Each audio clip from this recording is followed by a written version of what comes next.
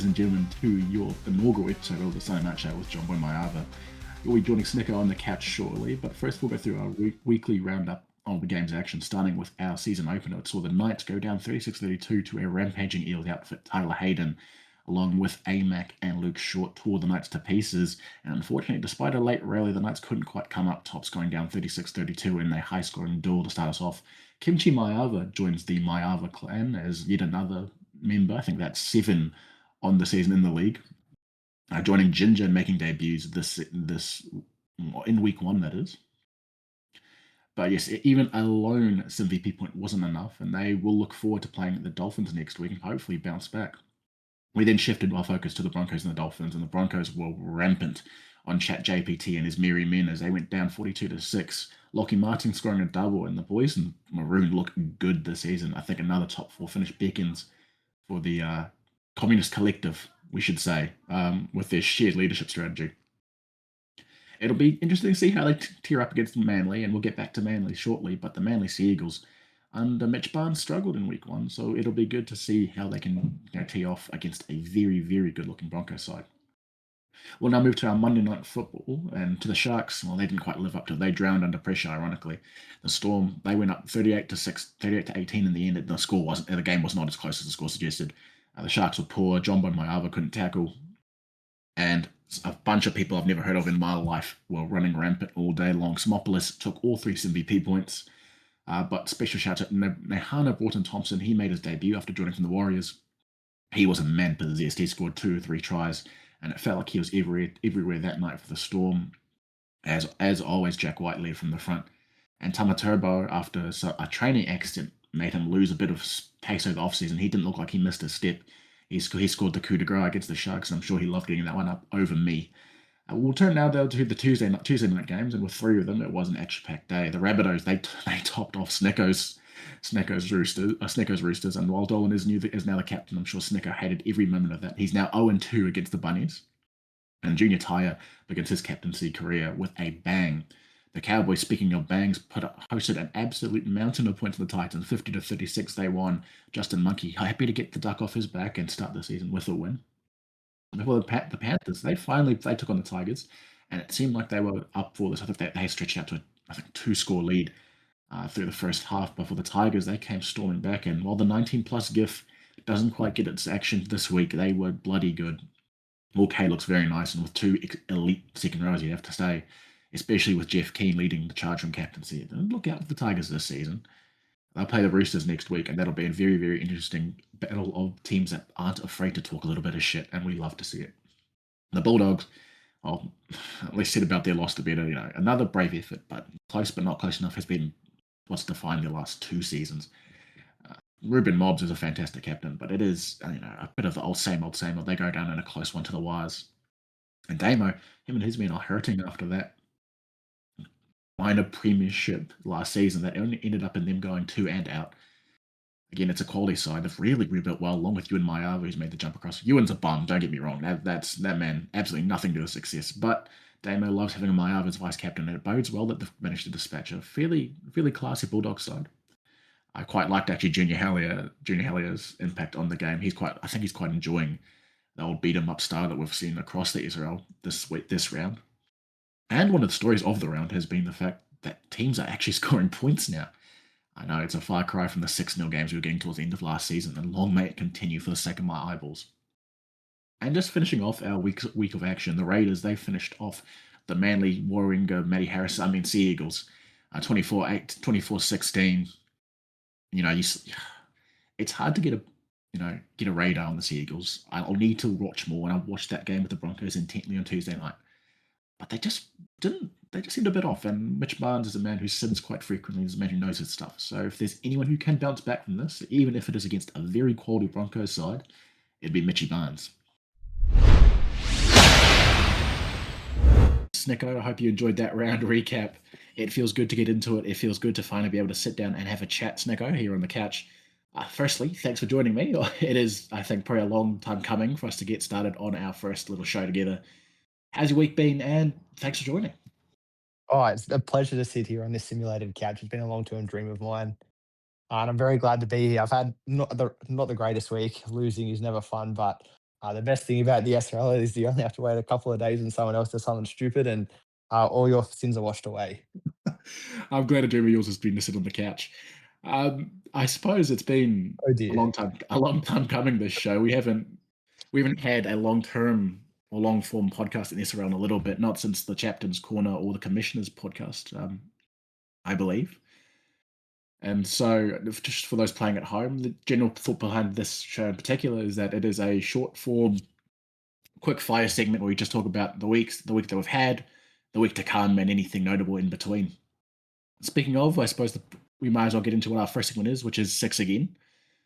Six Again is me and Snicko trading hot takes. We have six in total, about three each, and each take turns sharing a hot take. And the other is free to disagree, and if they do, they will hit the bonkers, preferably in the middle of the other one saying the hot take. So I might as well kick us off, I suppose, Snicko. I think And I my will. And I'm going to go with Sharks. I'm not going to make the 8 this time. That's my hot take. I think you that know what? bonkers, I think that the way they performed in round one is emblematic of how they're going to perform this season. They've lost too much quality. And though I personally like the players as a team, they're not as good as the sum of their parts. Famously, we should be judging teams based on the round one performance. Speaking of judging teams based on the round one performance, though, I'm not worried about the Knights. I think that their loss to the Eels is probably a blip on the radar, jet lag, if you will. Got to Vegas, too busy spending time in the casino. I think sources said they saw my up to like 3 a.m. the night before at one of the Vegas casinos. So I'm not too worried. I think they've got some quality, and I think they'll end up all good. Yeah, I think that you might get some splinters in the rear end sitting on the fence that hard, but we move on regardless. My next one is the Warriors. Less of a hot take, more of a commendation. They've recruited the best out of anyone in the SRL. They obviously lost a lot of players. They had bonkers, 4 packs or something. You have something to say, John Boy? No, I just disagree with you. Keep going. Eric Irvine, round one, was phenomenal as one of their incoming players. You and Mayava moving to that vice captaincy role. I think that they'll be the benchmark for this season. A lot of teams will have them as a check mark to try and knock off in the regular season. I think the hallmark of any good Damo League team is having a Mayava at VC. It worked out for him in Season 8 after all. For my second hot take, I've got the Bunnies as a final threat. They dispatched the Roosters with ease this week. bonkers, And I don't disagree that they dispatched us with ease. That was disappointing to say the least, but I don't think they're a finals threat. I think that might be their best game all season. I'm not sure how they're going to get better from what they did against us. And I think that their best isn't enough to challenge the top teams. That's interesting. Your hot take? Oh, finally, hot take. again, not sure if this is a hot take. Dolphins will come 16th. I think that they lost a whole lot of quality, KCK and Gabionas notably.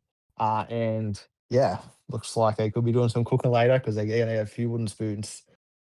Yeah, I think Simulated Centrelink is about to have a few more people turning up.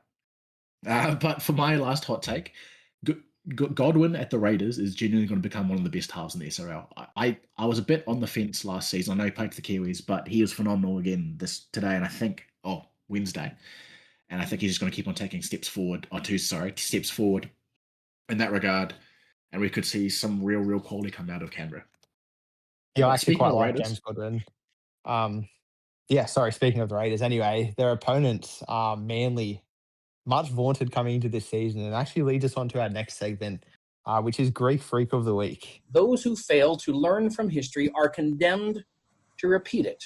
Yeah, and Mitch Barnes, unfortunately, this week, he did not learn from history. Jason of the Argonauts, famous Greek hero. He was one of the new age heroes, and he came through, built his squad up, told everyone how good his team of heroes was. And at his first chance, he fell. He didn't complete his first task, and that's what Mitch Barnes has done. The fastest team, the fittest team, we've heard it all. But at the end of the day, they didn't get the W in round one, and for that reason, Mitch Barnes, you are my Greek Freak of the Week. She's a freak of the week. And with the Greek Freak of the Week done, we now move to our previews of the week to come. This will just be a broad look at the games to come. We'll highlight a game each that we both think will be a standout, and then maybe make some predictions as well who we think is going to pick off W's in week 2. And so if we look at the preview, Monday seems to be relatively action-packed. The Wires will host the Panthers at Mount Smart. The Tigers take on the Roosters in what looks to be hopefully redemption tour for Snicko's men, for Dolan's men, I should say, sorry. Rabbitohs will host the Raiders at Redfern, seeing if Junior Tyre can follow up in week 2 or if it is just a flash in the pan. The Storm take on the Titans in a titanic tussle, mind the pun, out in Melbourne for the Dolphins. Will host the Knights and hopefully find some modicum of redemption after their, you'd have to say, pretty tragic performance in week 1. Ending your Tuesday night, I should say, is the Brisbane Broncos taking on the Manly Sea Eagles. Without a leader, it'll be interesting to see how the Broncos take on the Sea Eagles. They are two teams with contrasting fortunes, to say the least. Before, on Wednesday night, your last 2 games will be the Eels taking on the Sharks in what should prove to be a very easy and comfortable win for the Sharks over the hapless Eels, and the Cowboys hosting the Bulldogs in your last game of the week. Snicko, tell me about it. What is a game you're looking forward to out of these ones? My big one is Manly Broncos. I think Manly need to have a bounce back. Broncos were tremendous in round 1.